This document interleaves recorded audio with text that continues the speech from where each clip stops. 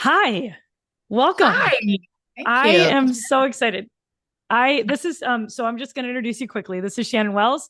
She's the head volleyball coach at the University of Virginia, one of my all-time favorites. I talk about you all the time to all the people. And first of all, I just want to say thanks because this is like I told you off camera already. This is my sandbox session. So we're just basically playing in the intellectual sandbox for the next little bit. So thank you. You're excited. I'm nervous. I'm like, oh crap, here we go, Tree. Where are we going? Well, I already gave you editing privileges, so there's nothing like there's no you're gonna be fine. It's gonna be Okay, fine. okay. We All got right. this. So a little bit of context for the people who don't know. So we've worked together now for just over a year, right? Mhm. It Yeah, would have been, but we've known each other for a very long time, just like from a distance, right? correct. And then you were in the coach credentialing program, and apparently I said something that accidentally called you up. Didn't even know it. Do you want to tell anybody, like, you want to kind of share that story, like how you came to decide, I think I'm going to reach out to Tree? Well, I don't, I mean, I feel like you call me up all the time, and so I don't remember the exact moment. I think you always remind me. I told you that before. It's the Um, rules. I do, because yeah. I'm not sure you ever hear Oh me. yeah, yeah, the rules, the rules. And yeah, so when I became a head coach, this is my fifth year of becoming a head coach. I got the job in May. And so, I jumped literally right in because it was right after COVID, so we played in the Elite Eight, I think, and then like the next week I had the job and we had no scheduling and everything. And so the last thing I wanted to put energy into was rules. And so I just basically carried over what we had at my previous school. And in the coach credentialing program, it's like, all right, let's evaluate these. And I honestly just never really even thought about it. It was, I think rules just were, well, that rules because this person did this one year, and that rules because this person did this one year. And so they just kind of combined. And I think the comment about, well, if they're not going to follow this rule, then why would they follow this rule? And why would they follow this rule? And why would they follow this rule? And I think that just gave me some perspective. But there's also just like the time of it, and I think I was an assistant for almost 20 years and in 4 or 5 different programs at that point. And so you're a product of your story. So you're taking, this program you like, and you like this, and you like this, and you like this, and you're kind of throwing it into, you know, honestly, when you become head coach, I always say this was like my thesis. Like when I'm presenting it to my administration, I'm like, here's my thesis. Like, here's my 20 years of experience of research and everything. This is what I think I want to do with the program. And then you get into it and there's things that you really like and there's things that you're like, wow, that's not going to work for where I'm at, or, that's actually just not me. And so getting a chance to sit through those programs and really just trying to make it really concise and something that was like simple and repeatable, not only from our staff perspective, but from the student athlete perspective, was really kind of the biggest draw for me. From the rules to our PMV to just our common language and our glossary, I just wanted to make everything that we were doing very authentic to me because my staff continues to change, our athletes continue to change, and make sure that it was repeatable from year after year after year.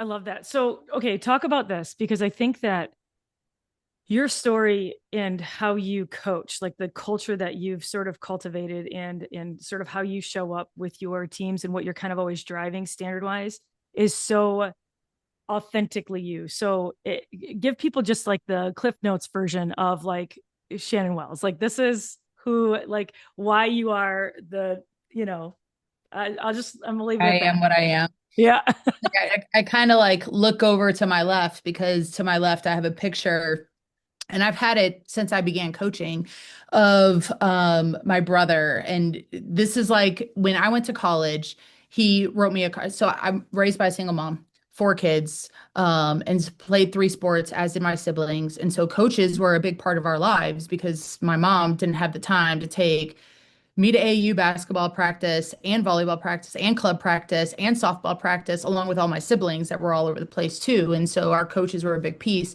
My brother is older than me and was a teacher when I was in high school. So he became kind of like this father figure in my life. And so when I went off to college, I remember he gave me like this like old hat box, right? It was probably from his wife at the time, like this old hat box, and it had like just really random things in it, but it was just this one card, just one little card. And in it, I can see be the first one out, first one in and the last one out, Zach. That was it. And from there, I was like, you're right. Like people can be more talented than you, more skilled than you, but no one's going to want it more than you know, and nobody can work harder than you. And that's kind of just the mentality that I always had. And so I went to a college that had no history of volleyball really at all. I think we were 500 my first year, and I had Wait, four why did you choose volleyball of the sports? because I got a scholarship. I mean, let's be real. Like I really wanted to play college basketball. That was like my dream. I really wanted college basketball, but nobody thought I was good enough. So nobody gave me any money. We didn't have money. So I chose because that was the biggest scholarship opportunity I got was this school and between academics and everything. And so that's ultimately what I did was I just chose Huh. volleyball. Didn't really like the school at the time. Like my high school facilities were way better. Didn't really have a great connection with the coach. I just went for money and turned into be like the best thing that's ever happened to me. Like still my best friends, extremely close to all my coaches. It's just, everything happens for a reason. So, yeah, I mean, I go there and we are 500. I have four coaches in 4 years. And by the time we finish in my 4 years, we break like every single record. I'm still in all the record books individually. I play college basketball on top of that. So I play basketball my senior year and then my fifth year as well. Win conference championship for the first time in school history, go to the NCAA tournament for the first time in school history. And again, it was just kind of that mindset. Like, no one's going to outwork me. No one's going to compete harder than me. Tell me I can't. Please tell me no. And so taking UVA was kind of an easy decision. I was part of a program that built as an athlete, and I've just always been curious of what would that feel like as a coach. And the more people tell me you can't do it at UVA, there's no history there. You can't recruit high level academic students in the NIL era.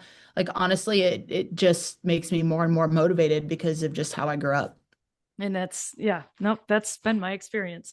Um, so tell me this. You were an assistant coach for around 20 years, and then you're now in your fifth year as a head coach.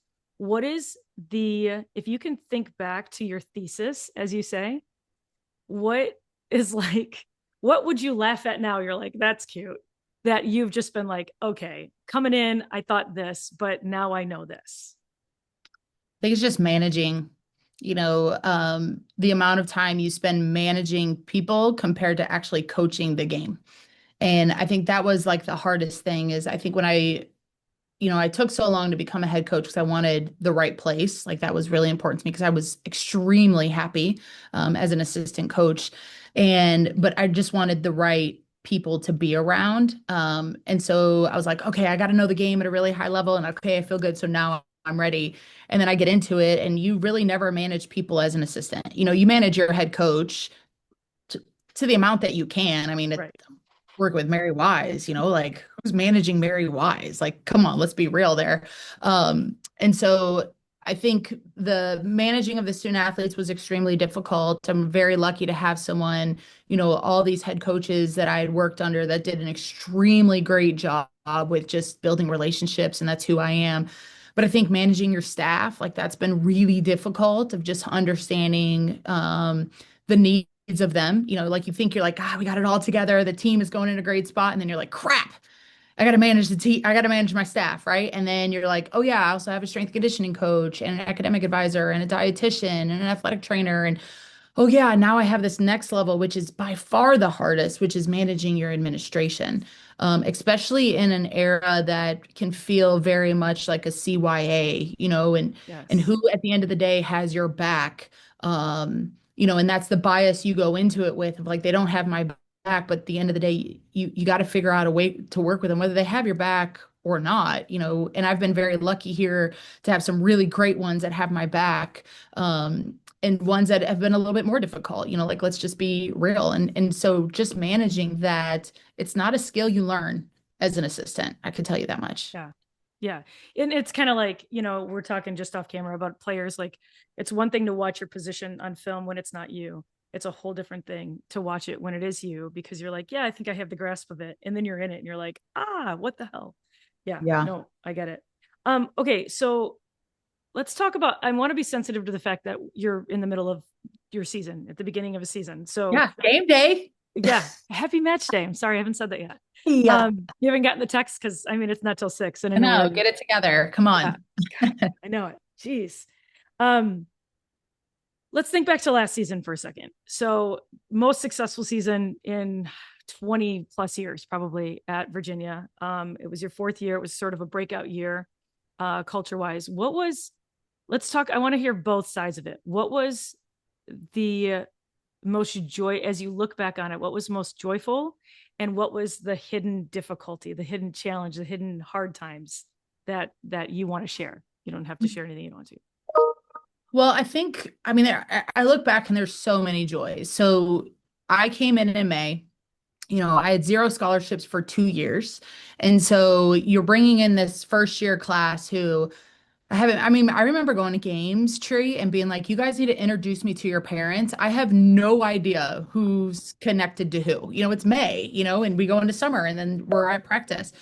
And so 4 years later, you have this group of women that stuck with you, didn't transfer out. I mean, we won one game our first year. We won 4 games our second year, 4 games our third year, had 2 starters quit in July that year. I didn't know Crazy. that.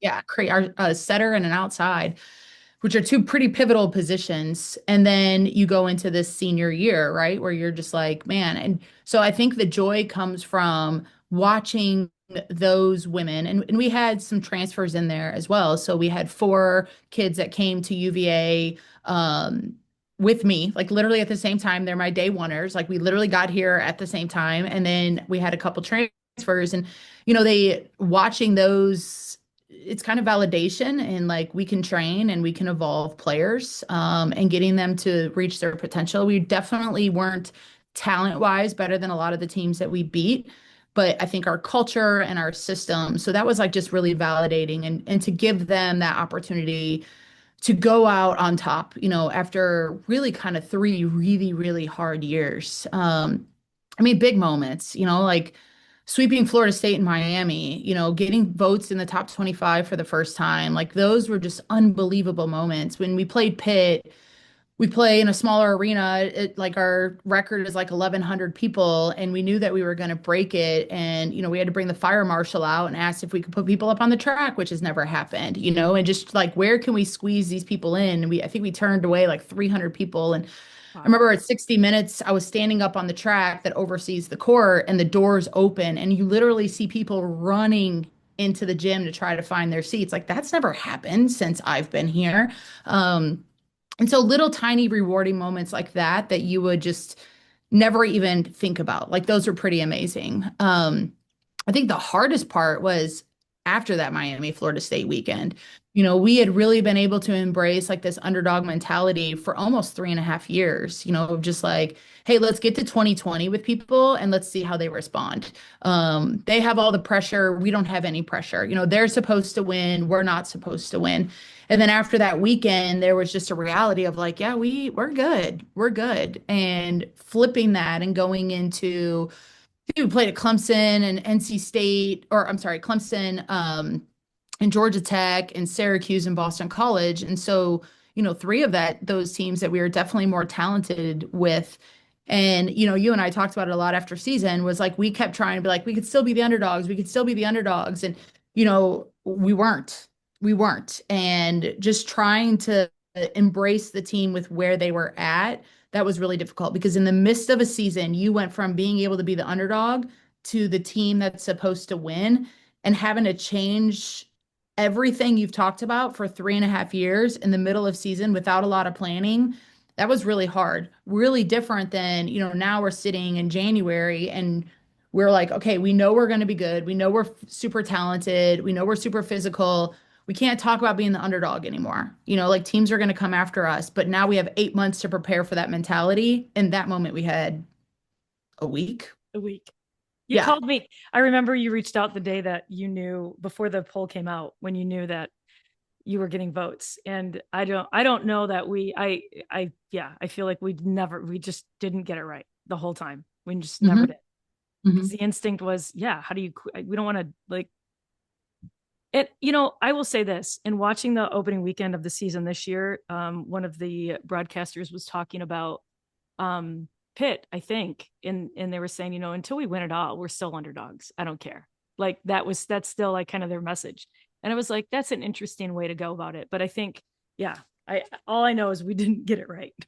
Yeah, and you can have that mentality when you're playing other, in your pit and you're playing other top Right. 10 teams. You can't have that mentality when you're playing Virginia. Like you can't, Yeah. like you can't. Yes. Um, and so we can have that mentality of like we're the underdog in that. And there's just a human response to it. Yep. These kids aren't dumb, like they know when they're better than a team. And I think that's where I was really proud of our team this weekend was we easily we put ourselves in some terrible Yes, you positions. did. Terrible. Like going down 7-0, like let's see who we're made of, guys. I think at one point we are down 17-10, against teams that you should beat, like again, Yep. you should beat. And I was just really proud of our team for the way that they responded because I think they could have felt that pressure. We're not underdogs. They know we're not underdogs. They know that we're supposed to win, but just watching them, we talk about bird by bird, just watching them go bird by bird and point by point and just regrouping and regrouping and regrouping was honestly a lot further than where I thought this young team would be. Yeah. No, I agree with that. So let me go off trail a little bit. What's a leadership lesson that keeps like putting itself in front of you? This is a one of the Brene Brown like rapid fire questions, but I love it, and it doesn't have to be rapid fire. But like, what's a lesson that keeps like just arriving for you that you're like, ah, dang it. It's a good question. I kind of think of like two, and I think they're just a little different. One is just like continuing to be my authentic self. I gosh, I think it was when I got to Florida. So I want to say it's like 2014. I really started to get involved with True North Sports or the Women's Coaches Academy and um, just different things like that, where I stepped away from professional development with only volleyball coaches and, excuse me, I went into more professional development with just coaches, like learning to coach. And during that time, you're like, okay, let's write our mission statement and let's, and you're kind of like, yeah, whatever, whatever, whatever. But honestly, that's like really helped me, just to make sure that as new things are coming and this is coming and this is coming, like at the end of the day, I have to be myself. And I'm old enough to flex. Like there's no question I can flex. But there's just some things that I don't want to flex on because it's important to me, and how I do it.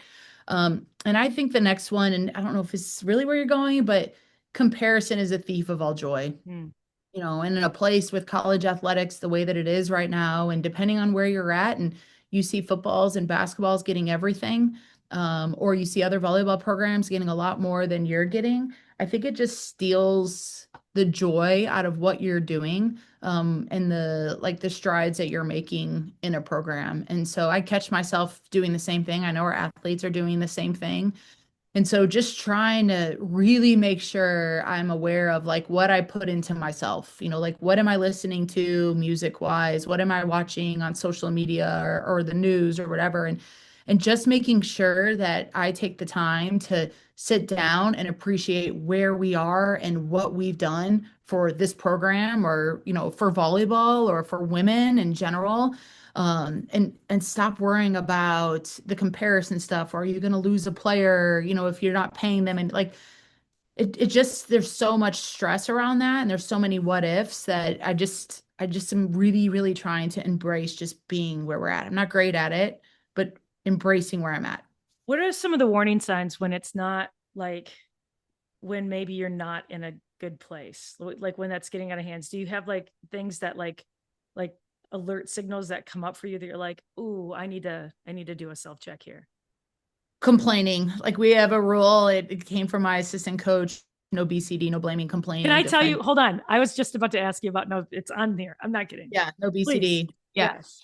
Yeah, I mean, I'll just complain, like right now our facility's being redone, and so we're playing in, not a volleyball facility, that's for sure. It's not even a athletic facility. We're just playing a place that has a gym. We're gonna put some bleachers out, and you see those things and you're like, man, if we could only spend some money here and spend money here, and then you go on social media and you're seeing what's being spent on football or basketballs, and it's like, I know we have the money. I know we do. It's just it's decided not to be spent on volleyball. Yeah. And you can get into like this rabbit hole of like nobody cares what I'm doing and blah blah blah. And I'm like, you know what? Like at the end of the day, I care. This is my image. Like this is who I am. And I want to show up as Shannon every single day. And when I start comparing to what other people have, even volleyball programs and what they have, like media coverage, like, gosh, can you I don't know why Nebraska volleyball comes up on every single one of my social media. I don't even follow any of them, but it's Your easy to algorithm is haunting you. no, I'm like, it's probably gonna show up some more. But it's just like you can get wrapped up in it, and it just steals away from the opportunities that I have in Charlottesville in this really cool college town and being out in public and people knowing who you are. And so yeah, I'll just compare. I go in these rabbit holes of like searching stuff, but really complaining to my staff. That's when it starts to come out a lot. And that's a terrible way to lead. Yeah. So what would they, if they were in this room with us and we were having a conversation, what, what's the best response from them to you when that's happening to get you out of that? Or is it just like either you're going to notice it or back off? I think like this one time it was like Travis just got here and I walked in to my other assistant's office and I was just like not even I was just lighting up the world, like just not happy about anything. And he was like, "What do you need from me right now? How can I help?" And I was like, "Damn it,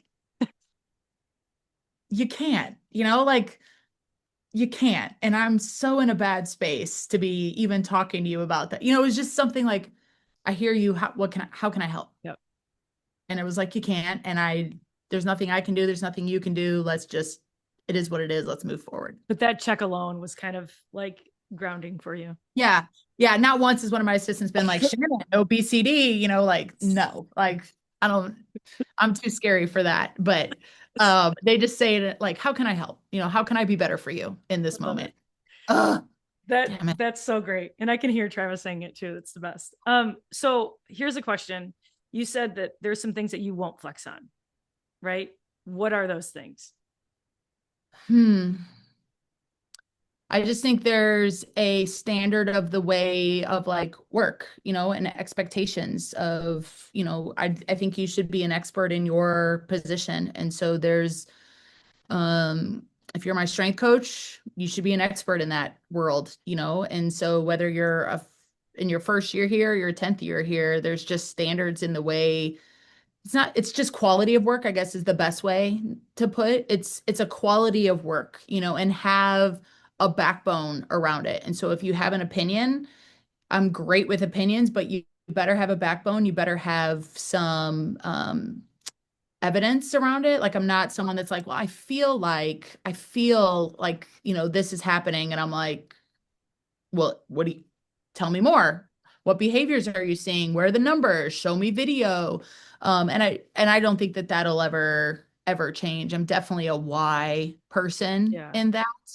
Um, yeah, we talk about a lot, just emotional agility, and you say emotional agility, and I say handle your shit, like don't bring your shit to the office. Like, at the end of the day, we're here to serve the student athletes. And so we're modeling that every single day. It's probably one of the leadership things too that you can talk about. But, we're modeling resiliency, we're modeling balance, we're modeling how you attack things in your job, you're modeling stress and mental health and frustration and joy. We're modeling that. And so if you got stuff going on outside, and you come in and you're wearing that, like it's fine for a day. Like we all have stuff going on and that's fine. But just like you would expect your players, if they flunk a big test, you're going to give them the day. But the next day you're like, all right, here we go. I would expect the same thing out of our staff to make sure that, we're modeling every single thing that we do. for sure. And you live that. So here's my question. You just said, you kind of said something that I wanted to ask you about later.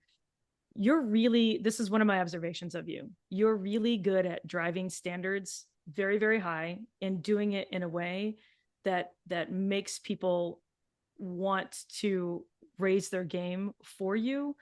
And I'm not saying all the time. I'm sure that your players are like, whatever, F you, Shannon. Like I know they have. Like right?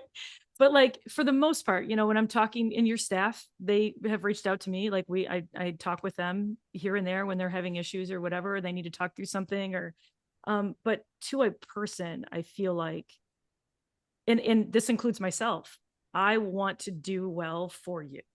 And I think that your players definitely, like the conversations that I've been able to be a part of with your team, they want to do well for you. You have this ability to drive really high standards and do it in a way that is endearing is not the right word, but with like you inspire the people that you lead. So can you talk about like when did you notice that that was something that you had in your back pocket, or maybe you're not even aware of it? Like, can you just talk about that a little bit? I mean, the first time I noticed it was I was actually having a meeting with Linda Teeler, who at that time was the SWA at Florida. And now she's like the head of championships at the NCAA. And we were just talking about future, more than anything. And she knew that I wanted to be a head coach. And so I was kind of meeting with her. And she was like, she just basically said, you just have this aura around you that people want to work for you. Yep. Like they enjoy you. And she's like, it's nothing that you're doing. It's just who you are. And I don't know if I ever realized that, to be honest. I think more than anything, it was kind of like actually stressed me out a little bit more. And when I heard about that, because I was like, Really? oh crap, like I never really knew I had that power to do that because I was just Back up. being, Hold on. You were a Hall of Fame outside hitter, right? yeah. Yeah. You had to have felt this as a teammate. But it was Tree, I was crazy as a teammate. I You want can't to imagine. do an interview, you should put some college teammates on here. Um, Don't open up like that can. Don't dare me. I will do it. yeah, I mean, I just think like there was a time at practice that one of our first years wasn't running sprints hard enough. And I went behind her and pushed her out of the gym and kicked her out of practice. Like, you No, aren't you doing, didn't. yes, I did. And my coach was like, okay, What like, compelled you to do that? I don't know. I Who don't does know. that? I don't know. I don't know. And so I'm like, there's, I don't know. But I do remember Mary Wise saying when I was an assistant, she goes, you're not going to be able to say that as a head coach. I'm like, whatever. I could say whatever I want. And she's like, no, you're going to have to find another way. She's like, it's good. It's good. Your point is good, but you cannot say it like that. And I think that's what I was doing as a teammate was my intentions were good. Like I always had the team. I always wanted to win. I wanted everyone to impact winning. Like that was so important to me. How I went about it probably always wasn't the best way. But on a college team, when you're one of the best players, there's no first year in the world that's going to stand up to me at that point. And if they did, I was going to let them have it, and let them know that was not their place. But they weren't Leadership, gonna. yeah, they weren't going to, and I still struggle with that. Like, Yep. like that's still a reality of like when I have like my eyes set on something and this is the standard, you tell me I'm a ball hog, like I'm still a ball I hog. didn't say it like that. Calm down. You said I was a ball hog and I'm still working through like like trusting the people around me because when I'll get tunnel vision, I'm like, this is where we're going. Jump on board. I don't care what you have to say. I don't care what you have to say. We're going. Um, and it's great because it's gotten me to this point, but it also can really hurt people, right? It can Yep. hurt your team. It can hurt your staff because they just don't feel like they're a part of it. They're on board because they're loyal and I've hired amazing, amazing people, but they're a big part of it. And I want them to feel like this is our program, and I always used to get so mad when I was working for any head coach and they would say, like, this is my program. This is mine. And I'm like, I'm working my ass off here too. Like Yep. this means a lot to me. And so I want our staff to feel like this is our program. So I have to be very, very careful with that. But to go back to your question, I don't know. I don't know where that came from. I just think I'm relationship driven. I love people. I love being around people. And so I think just building those relationships and, an influencer, at that point, it was just whether they were going to jump on board or they wanted to be around me or there was just like a true, genuine love and care. I take care of my friends. I love hard. I love my people. I'll do anything anything for them, whether that's sleeping in the hospital with our athletes for 24 hours or, making sure I go take food over to our assistant coaches' kids because they're moving and sit up in their bedroom and play games with them just to alleviate some stress. Like I'll do anything for my staff, and I don't know if that's where that comes from. I don't know. Interesting. Where are you in the line with your siblings? I'm third. I have two older brothers, and then I have a Okay, younger sister. got it. Yeah, that tracks. Mm. Um, there's so many places. All right, so go back to like we were talking about the intentionality that you have, because okay, for the record, I'm taking this from a podcast. You've heard the podcast now. I said, Mhm. if you're not careful and intentional, you can, in conversations, you can slip into being a ball hog. So can I. I relate. It's okay. Um, so that's just to clear up the record. Do you want to share? You don't have to. We can edit this out if you don't want to. Do you want to share with people? I'm coming there next week. You're going to Yeah. play back-to-back matches against the University of Michigan. And can you just do you want to share with people what my mission while I'm there is? Yeah, basically your job is to coach me up. That's how I look at it. And so mic me up at timeouts and then put a camera on me. And again, like during competition is when I'm going to be my worst. Yep. I'm a high achiever and I want to freaking win and I will do anything to win. And so I'm a fast processor. And so when I see something, I want to go with it. And right now I have just such an incredible staff and I want to make sure I'm utilizing them and making sure that they're able to bring their strengths. Because I ultimately think we will be our best and this team will reach our potential if all of us are working together to take this team to a new level. And in matches, I'm that's my hardest, right? And so I haven't always been the best in the past in matches of whether I gripe on my assistants or like I verbalize what I'm feeling inside, but it just happens to be that my assistant's next to me. And, like, how do you not take those personally when, I'm doing things like that? And so just working through, and I think we've worked through it for the last year of like, how can our timeouts be better? How can our bench be better? Like, how can I utilize my staff better? How can I handle my emotions better? And again, I always go back to like modeling. So, you know, when we lose a point, I want to model for my team.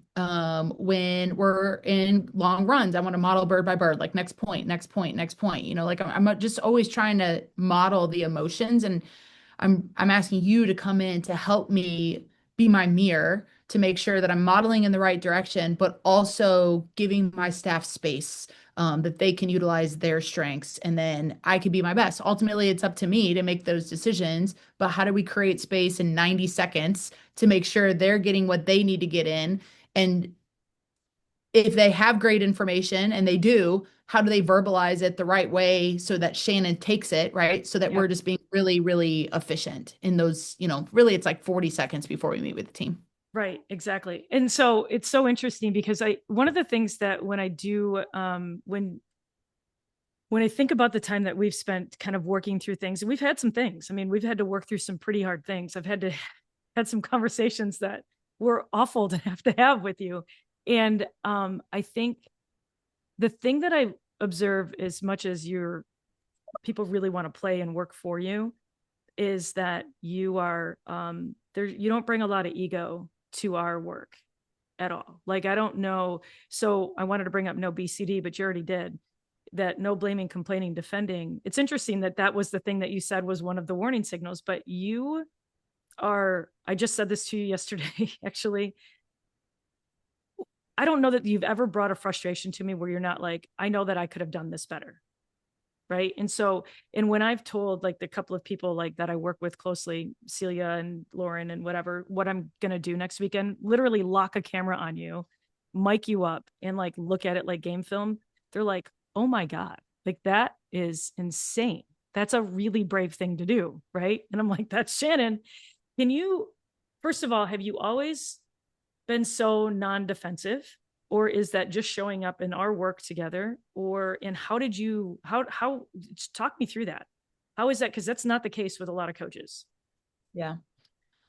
I don't know if I would have been that great in my first couple years, because you're trying to just prove that you could be at the first, I'm a woman, I played D2 volleyball, um, and I'm the head coach at a Power Four and, at Virginia. And I grew up on welfare, right? So, like, let's just talk about all the reasons I should never be the head coach at a place called UVA. And so you're just constantly trying to prove yourself. You're proving that you should be in the seats. And um, I think there just comes a point where you get a little bit more secure in who you are. And like, I'm supposed to be here. I've worked my ass off to get to this moment. Whatever happens from here, whether we go on and win a lot or we lose a lot. Like, I have trust in myself that I deserve to be in this place. And so now it's just about wanting to be the best in this world. And I can't do that alone. And I think I tried to do that early in my career. So I think if you and I would have worked together my first year, we would be having a much different conversation. We'd be talking about the evolution of Shannon from her first year into her fifth year. You kind of came in a place where I was much more open to it. And so I'm not defensive because I'm open to it. I brought you here on purpose, and that was to help our team, but also to help me and help our coaching staff. And I firmly believe that. And so, are there opportunities that I get defensive? Absolutely. With the people I don't trust, right?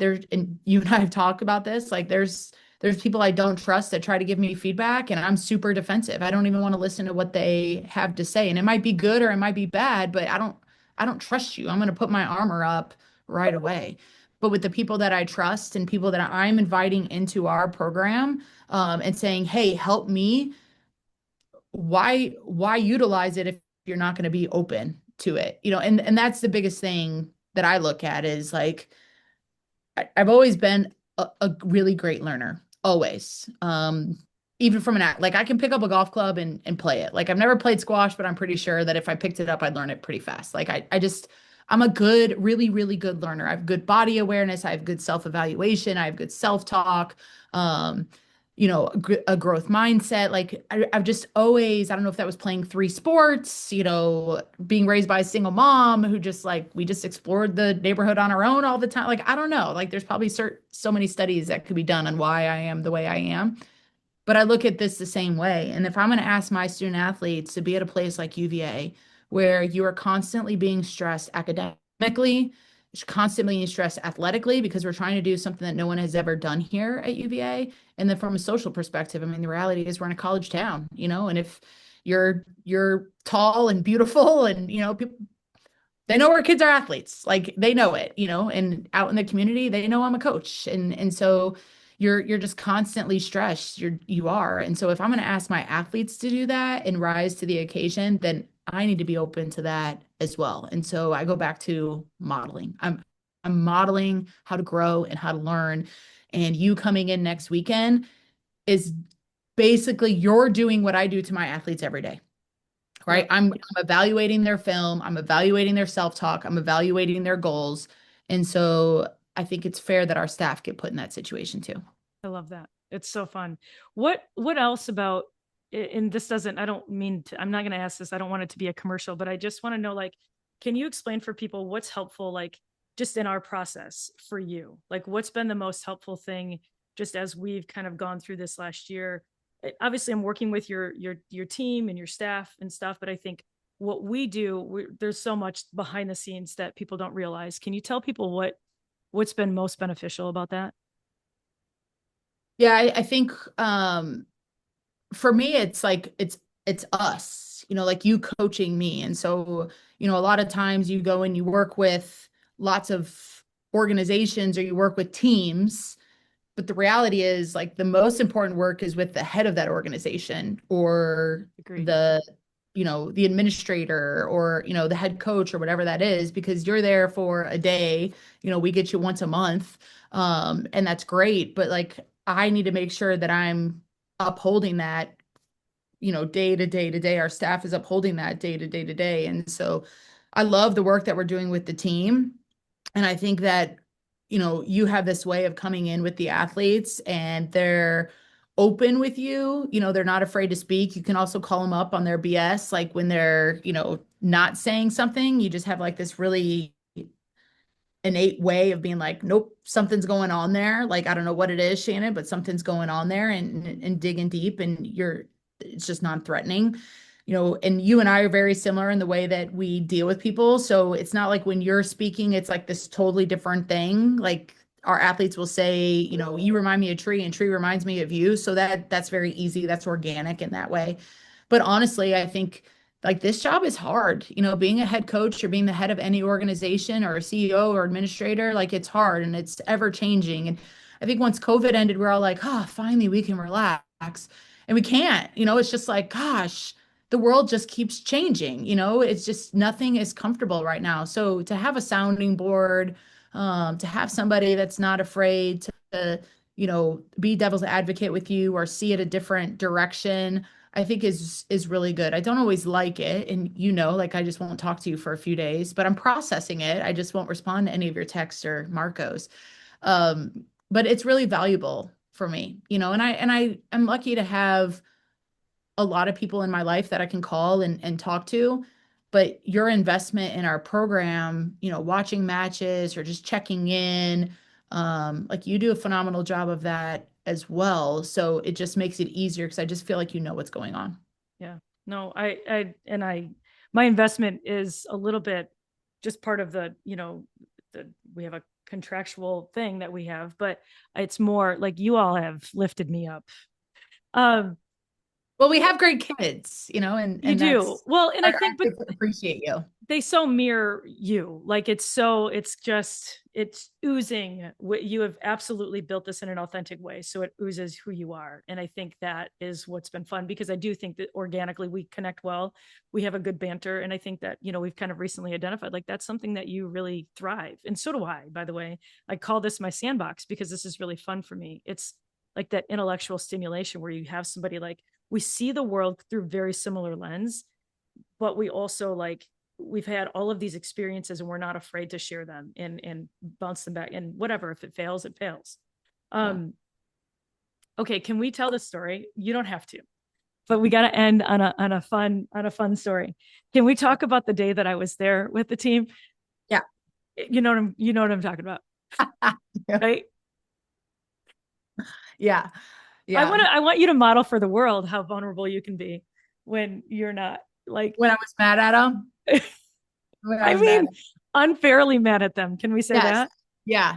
Yeah. So, gosh, I think it was maybe our second day of preseason, Correct. and we had practice in the morning, and then we met, and then we had lunch, and then we met again. It was just like a long day of meetings. The first day was long, and you had given them a challenge to kind of create a song, like change the lyrics of a song, and split them up into four groups, and everybody kind of comes up with their lyrics, and then they would all perform, and then they would combine together and take the best parts of like whatever. And it was a beautiful day, like, beginning of August, but beautiful day outside. And so we've been inside all day, and our athletes are like, hey, we're doing like kind of a working dinner. Can we eat outside? And I'm like, yeah, absolutely. And they've been outside for like a while. And like, obviously, our coaching staff, like, we're just having fun, right? And so we're kind of losing track of time. And I'm like, gosh, what are they doing? So I walk outside, and they're all working together, and they kind of skipped the step where you said they needed to come up with individual parts. And so I reminded them of the guardrails that we had put on the activity, and came in and just expressed my frustration with our team that I thought they just wanted to leave. They weren't putting any time and effort. It's bullshit that you're here, because this is time that we think is really valuable. And if they don't appreciate it, then we'll just get on the court and serve and pass, because we need that. And yeah. And so they I'm come in. laughing so hard because I'm like, that was 100% like that's a toned down version. You were so irritated. Oh, I was so And frustrated. what did I say when you said that? Do you remember? I don't know. I don't, it was something you definitely were like, no, I don't think that's it, Shannon. Like maybe they're, working together and it's okay. And I'm like, no, like this is bullshit. Like you said, these are the guardrails. Yep. They need to do it. And so they come in and they No, do no, their, hold on. You missed the step. I said, do you want me to go out and re-explain it? oh, yeah. And And so I I think I was, did. yeah. And they come in and they do their four like different. And their lyrics are the same. And I'm like, again, this is freaking bullshit. Like they've half-assed this the whole time. And so at this point, they go outside again to make sure they come up with like this one song. And I'm just not in a good place, and I just keep thinking of like the investment we've made and the time from a time and financial standpoint, and they're wasting it. And I was just mad, like to waste everybody's time. And then they come in and they start the song and it's pretty solid. And then in true typical UVA fashion, they're like, "Nah, Tree, like this ain't working. Like this isn't who we are." And they totally go into like this rap that they do all the time and they did all summer. And they totally go into this rap and just freaking nail it. Like the Crush it. best thing I could have ever imagined. And I had to apologize because I was definitely wrong. And They you were, did, to your credit. As soon yes, as like everybody settled down, you're like, I did not off. I had no generous intent there. no, no. And they're like, positive intent, Shannon. I'm like, no, because yeah, what I thought was totally wrong, and it was great because we talked about like breaking guardrails. And, in that moment, like that one little guardrail was broken. We actually used it, I was we, just going to ask. Yeah, bring that yeah, in. we used it. We were, do like we've just been trying to get our team to like find new voices and who's gonna lead and who's gonna follow. And can we come up with like some different, for women, like from the time you're like 4, you're given a bat and a ball and you're shown exactly how to hold the bat. You're shown exactly how to hit, right? You think of like first time you're doing volleyball and it's like left, right, left, right.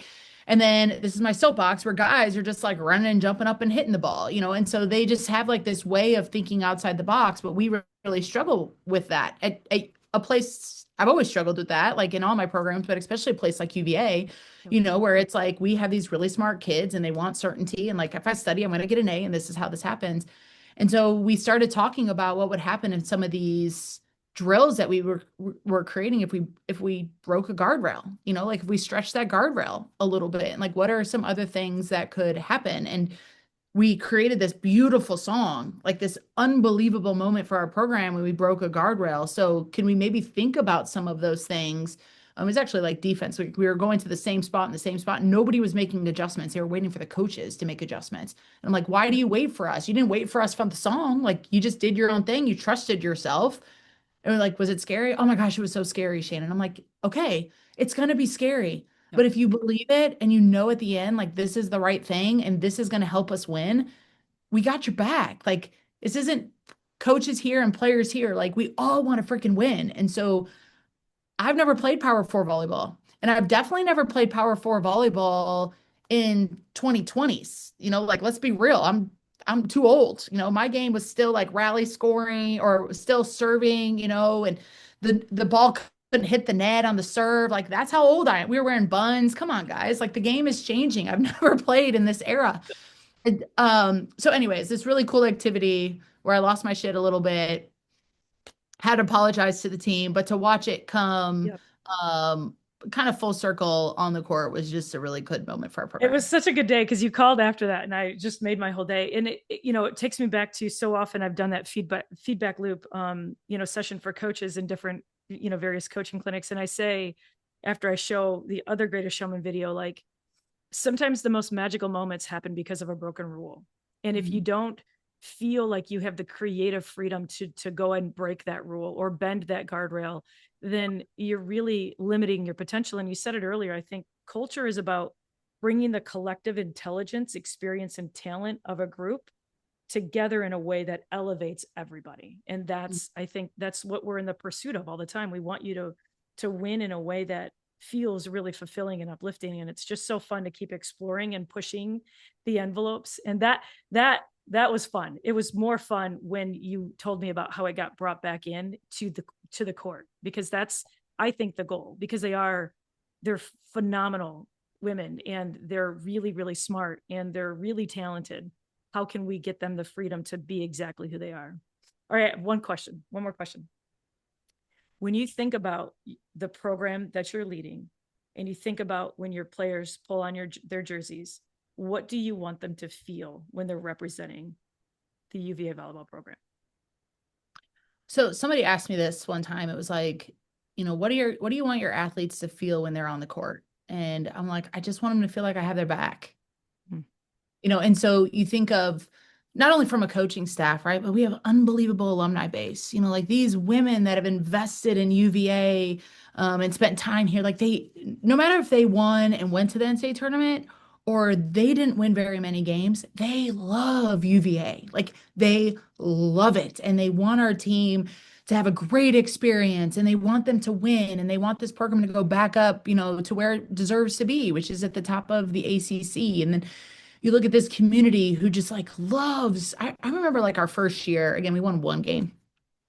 And after a match, we got a standing ovation. And I was like, what is going on here? There's just like this true appreciation for our women that will put themselves out there and fight and compete and give it their all, no matter what the score is. And so I just want them to feel supported. That's it. I just want them to feel like everybody here has their back. And the only thing we need from them is to just fight and compete.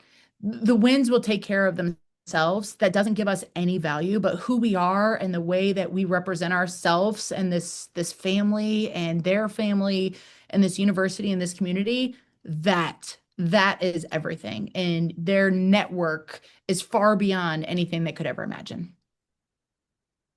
I want to go and run through a brick wall right now. See, this is what I'm talking about. Now everybody else gets to see it. All right. Do you want to do your match day intentions out loud, or do you want to text me? I don't know what they are, All right. but usually what was last week? Don't lose my shit. That was Well, I said that. Yeah, but I came back with that's a low bar, but I'll take it. And then you fixed it. I actually had some parents come up to me. It was a transfer, and they're like, like this has been really good for our daughter. Like we really appreciate it. And just your coaching staff. There's just lots of smiles and great interaction. And I was like, good, because my only goal was not to lose my shit this weekend. And they just started dying. They're like, check, you didn't lose your shit. And they're like, plenty of opportunities. And I was like, yeah, definitely plenty of opportunities. Um, yeah, I don't know. This is such a young team. It's a home opener. It's gonna feel like day one all over again. Um, Different facilities. So there's just so many distractions. And so, trying to make sure that I'm where my feet are and the most important thing is the most important thing. And it's gonna come down to something about like I just want my kids to know that I have their back. Love it. Like, be aggressive, I got your back. Like that's it. Like we're all out there. I got your back. Love it. Love it. Thanks so much. This was fun.